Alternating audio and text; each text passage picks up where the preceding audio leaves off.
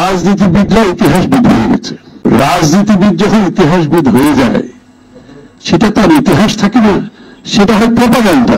আপনি মুক্তিযুদ্ধের এই আলোচনার মধ্যে এবং ইতিহাসবিদ হওয়ার মধ্যে আবার যারা ক্ষমতায় আছে তারা আবার সবচেয়ে বড় ইতিহাসবিদ, এবং তাদের ইতিহাসটা আবার প্রমাণ করার জন্য রাষ্ট্রের সব যন্ত্রকে ব্যবস্থা আছে এখানে, এমনকি বিচার বিভাগকেও তারা ব্যবহার করা হচ্ছে।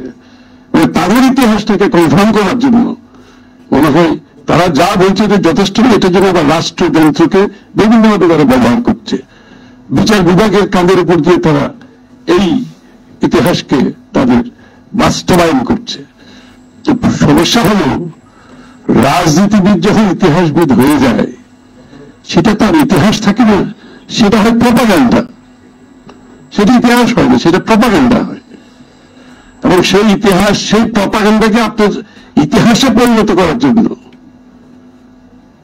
আমাদেরকে বাংলায় বলেছেন রিভিজিট করার একটা যে কথা বলে, ইতিহাসকে রিভিজিট করা, সেই ইতিহাসকে রিভিজিট করা ছাড়া আর কোনো আমাদের পথ নেই।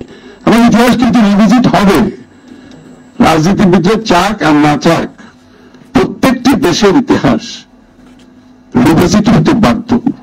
কারণ তখনই ইতিহাসবিদরা ছিনে আসে, তখনই সত্যিকার রিসার্চ, গবেষণা, মুখে কথা এবং ইতিহাস রচনার পিছনে যে ক্রাইটেরিয়াগুলো কাজ করে সেগুলো আসতে বাধ্য। এই যে প্রজাতন্ত্র দিবস নিয়ে আলোচনা হচ্ছে, এটা কেন হয় না, এটাও কিন্তু আলোচনা আসছে, ইতিমধ্যে অনেকে বলেছেন, এবং এটা আগামী দিনে আসবে আরো বেশি। আমাদের স্বাধীনতা যুদ্ধের যে মাইল ফলকগুলো আছে, আপনি তো কোনো মাইল ফলককে বাদ দিতে পারবেন না এখান থেকে। হ্যাঁ, এখান থেকে আপনি যদি এখন চট্টগ্রামে যান, মানে মাইল ফলক বলতে যেটা যাবেন, মাইল ফলক যদি বাদ দেন আপনি তো পথভ্রষ্ট হয়ে যাবেন।